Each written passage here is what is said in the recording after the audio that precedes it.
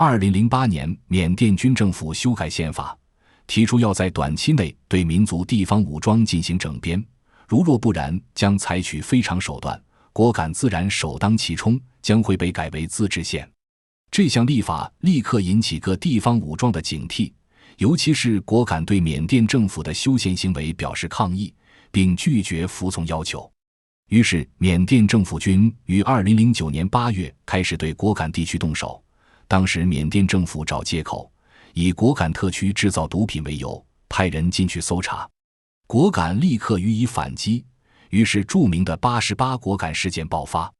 当时众人皆以为此次大战牵涉甚广，必定会搅起腥风血雨，可万万没有想到，在对峙期间，果敢同盟军副司令白所成突然背叛果敢同盟军领导人彭家声，倒向政府军。因为内部生乱，缅甸政府军轻松打进果敢首府老街，将彭家声赶出果敢一带，政府军全面控制了果敢地区。该事件大大震慑了缅甸地方武装力量，尤其是其中实力最强的佤邦联合军，更是在此战中受到启发，在后来的发展路上有了180度急转弯。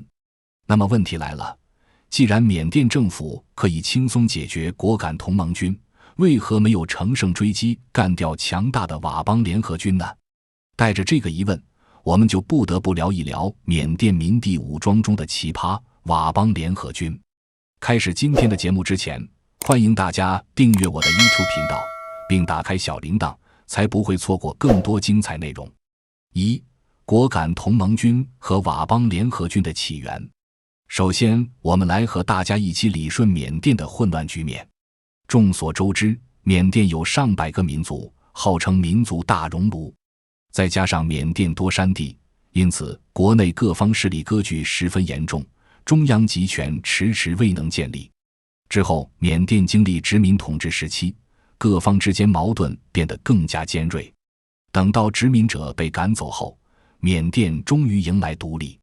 但独立后的缅甸又迎来一场内战，其中有缅甸共产党，也有实力强大的独裁者奈温将军领导的缅军军政府，双方进行了惨烈的对决。缅甸共产党实力有所欠缺，只能趋于防御状态。而就在这一过程中，缅甸共产党因为内部矛盾激化。在1989年3月，彭家声领导部队率先在果敢地区起义，宣布组建果敢同盟军，开始割据果敢。缅甸共产党立刻派佤邦部队前往镇压，可没想到佤邦部队在出战前也直接反水，当众宣布起义，不仅当天占领缅共在邦桑的总部，而且还遣散缅共干部，直接和彭家声一起彻底瓦解缅甸共产党。而这支起义部队也组建了佤邦联合军，其中鲍有祥担任军队总司令。在此后的日子里，彭家声、鲍有祥凭借强大的实力，先后推动政府达成协议，缅甸军方承认二者的管辖的分别为善邦第一特区、第二特区，也被大家称之为果敢特区、佤邦特区。当然，除了这两个特区以外，缅甸还有10余支其他地方武装部队。那么问题来了，为什么缅甸共产党分裂的时候，缅甸政府军不出击，却偏偏要等到2008年发动果敢事变呢？原因有多方面，首先是政府军实力不够。根据资料记载，当时缅甸军政府、缅甸共产党彼此是处于抗衡状态，虽然缅甸军政府综合实力更强，但它并不具有绝对的优势来打破平衡。而且还有诸多民族地方武装蠢蠢欲动，军政府担心在战场上的失利会影响自身统治，所以只能忍着，准许那些特区的建立。而随着时间的推移，在国际环境逐渐好转之际，缅甸赢得充足发展时机，经济有很大起色，武装力量也大幅度提升，相较于果敢地区已经有不小优势。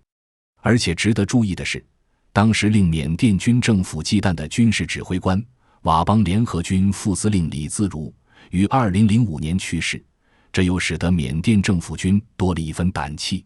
于是他提出收编各地方武装，以此来巩固统治，于是就有果敢事变的爆发。2. 佤邦联合军的实力。既然缅甸军政府已经占尽优势，而且干脆利落地解决了果敢特区，那么他能不能够趁机拿下佤邦联合军呢？结合当时的情况来看，还是比较棘手的，因为佤邦联合军具备一些独特优势，而这些根本不是果敢同盟军当时所能比的。一、军事战术的优势，游击手段。其实单凭一个佤邦联合军还真算不得什么，因为地方终究难以与军政府对抗，但是佤邦联合军却偷偷败了师。这一切还得回到1950年，当时缅共来到这一带。在此期间，佤族游击部队对缅共军很好奇，在了解到对方的战斗力后，他们开始有意识地模仿缅共军的军纪战术。尤其是1960年勘定边界后，其积极向缅共军学习游击战术，这一点可以参考南北苏丹向中国军校学习游击战术，而他们也确实成功学到游击战的精髓，在群众中扎下根来，而且军队规模发展越来越大。后来，这支修炼的小乘游击战术的佤族部队加入缅甸共产党，成为缅甸共产党的重要武装力量。在之后对战中表现得很不错，一度成为奈温军政府的头疼对象。只不过后来扎根于群众的佤族游击队逐渐与缅甸共产党高层离心离德。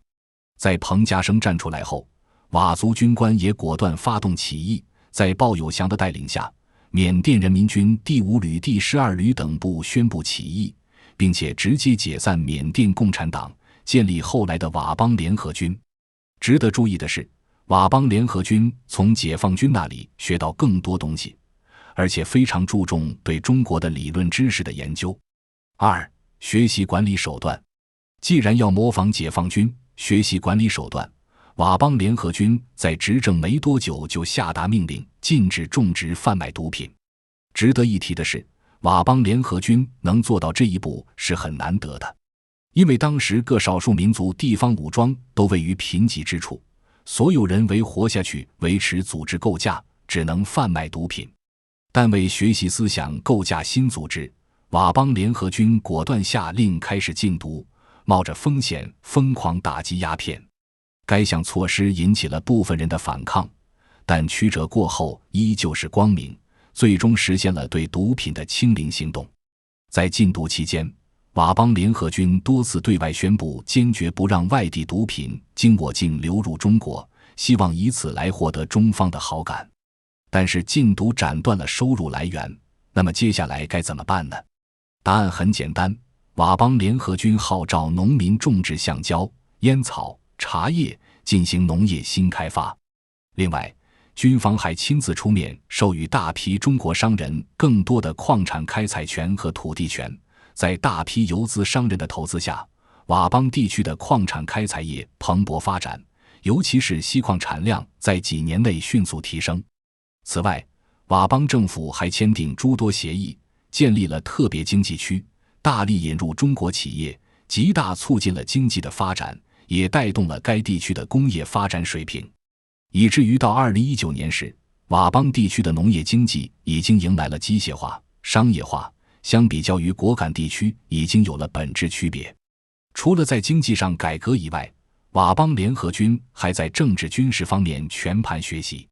首先，他们建立佤邦联合党，制定了一系列的党政路线方针和政策，并以此为基础建立佤邦政府。到2009年，拥有8000多党员，政府在这些党员民主集中制的原则下良性运作。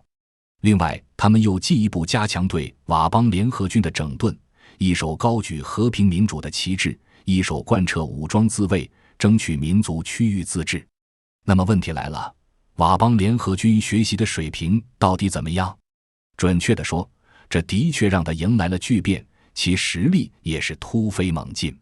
根据记载，整个佤邦地区的人口大概是50多万，领土也只有 3.5 万平方公里，这里多数为农业人口，人民的文化程度普遍比较低。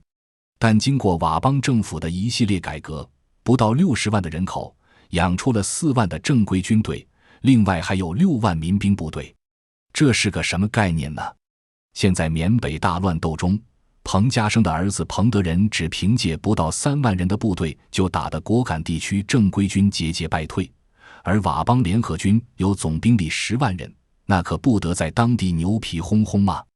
有意思的是，在这种国内局势复杂战乱的环境下，佤邦联合军居然发展得还不错，经济结构没有崩塌，并且还有初步的军工生产能力，这一点已经几乎能和缅甸政府军相匹敌了。如今佤邦联合军实力不弱，思想统一，很难像果敢同盟军一样被瓦解，这让军政府怎么打？他们敢打吗？3. 佤邦联合军的手段。当然，对当年那段历史熟知的朋友也会发现问题。的确，佤邦联合军目前实力拥兵10万，但佤邦联合军的实力还稍有欠缺，而且缅甸军政府当时占据很大优势，如果真要硬碰硬的话，缅甸军政府还是有较大优势的。事实也的确如此，当果敢事件爆发后，正全面搞经济建设的佤邦联合军被吓出一身冷汗。不过，佤邦联合军快速调整政策，立刻回到军队建设上，继续用曾经学到的军队建设理论，加强军事资源建设，以应对未知的变化。也就是说，缅甸军政府杀鸡儆猴，结果反倒是打草惊蛇，错过了对佤邦联合军的致命一击。